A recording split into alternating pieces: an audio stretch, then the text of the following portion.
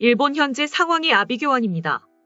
최근 오미크론 밀접촉자 급증에 이어 외교적 헛발질을 계속하면서 기시다 내각의 지지율도 위기에 봉착한 상황입니다.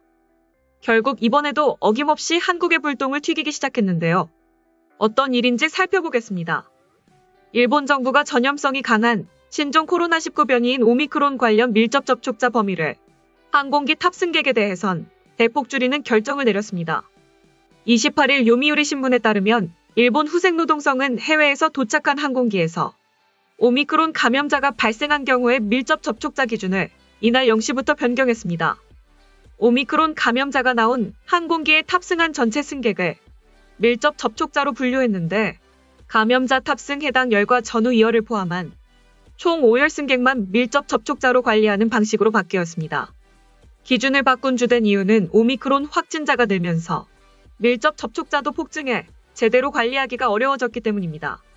일본 정부는 항공기에서 코로나19 감염자가 나오면 감염자 탑승 열을 중심으로 총 5열 승객만 밀접 접촉자로 분류하는 기준을 운영해왔습니다.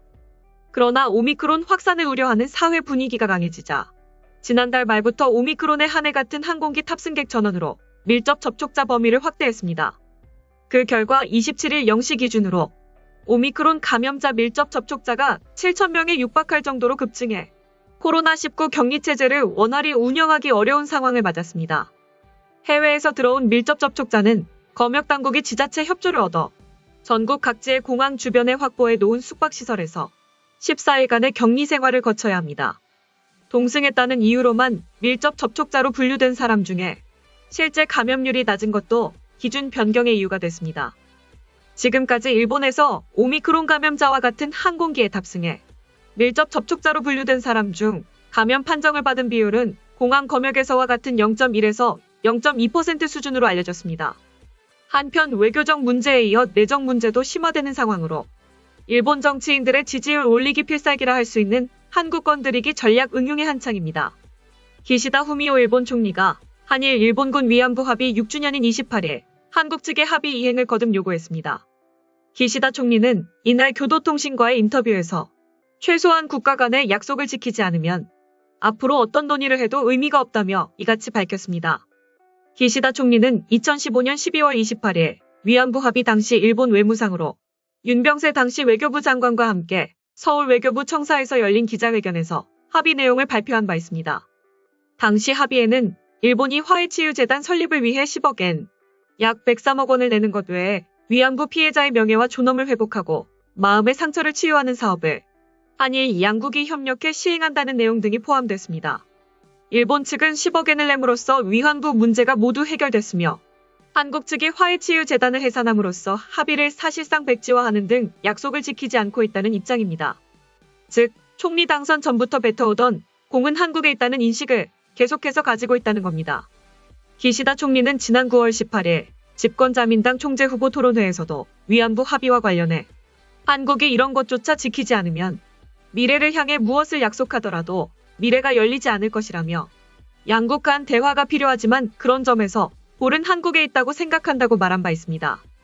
이뿐만이 아닙니다.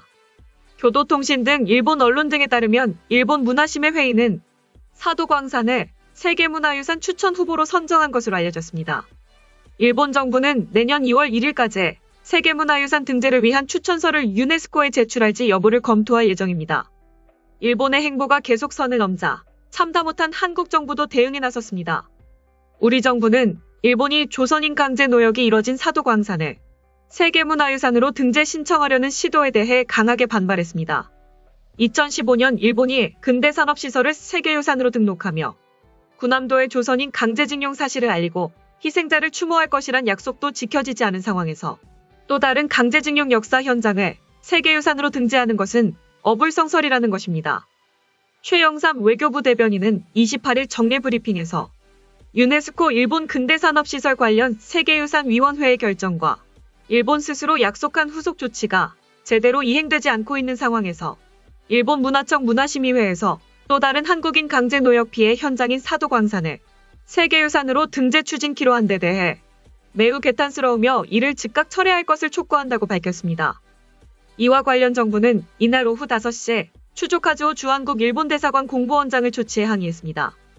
외교부에 들어선 추조 원장은 일본 정부의 사도광산 유네스코 등재 시도에 한국 정부가 강하게 반발하고 있는데 어떻게 생각하시냐는 질문에 아무런 대답도 하지 않았습니다.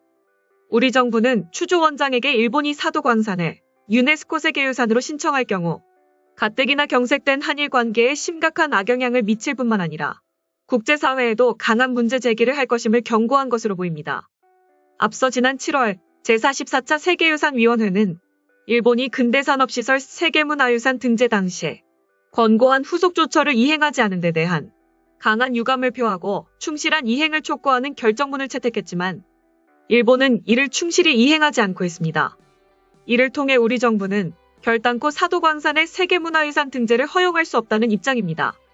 최 대변인은 우리 정부는 본인의 의사에 반하여 강제로 노역이 이루어진 장소가 이에 대한 충분한 서술 없이 유네스코 세계유산으로 등재되지 않도록 유네스코 등 국제사회와 함께 단호히 대응해 나갈 것이라고 밝혔습니다.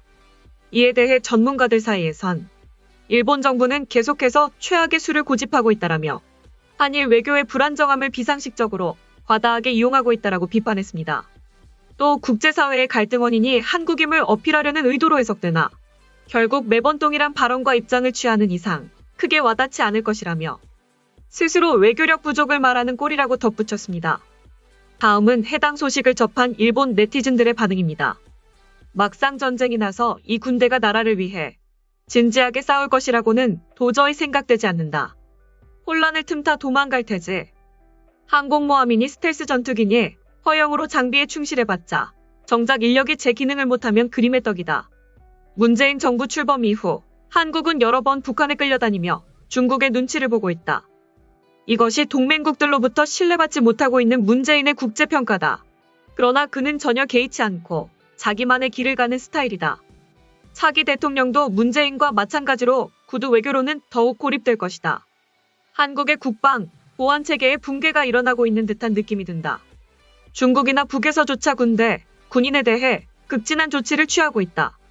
한국민도 생활 환경이 전보다 훨씬 향상되어 일단 민주국가가 되고 자신들의 권리도 자유도 구가할 수 있게 되었으니 옛날처럼 나라를 공산국으로부터 보호해야 한다는 사명감이 부족해진 거지. 이는 한국뿐만 아니라 일본에서도 개인의 권리를 주장하며 나라보다 개인 풍조가 더욱 기승을 부리고 있으니 우리도 머지않았다. 한국은 너무나 비참하다.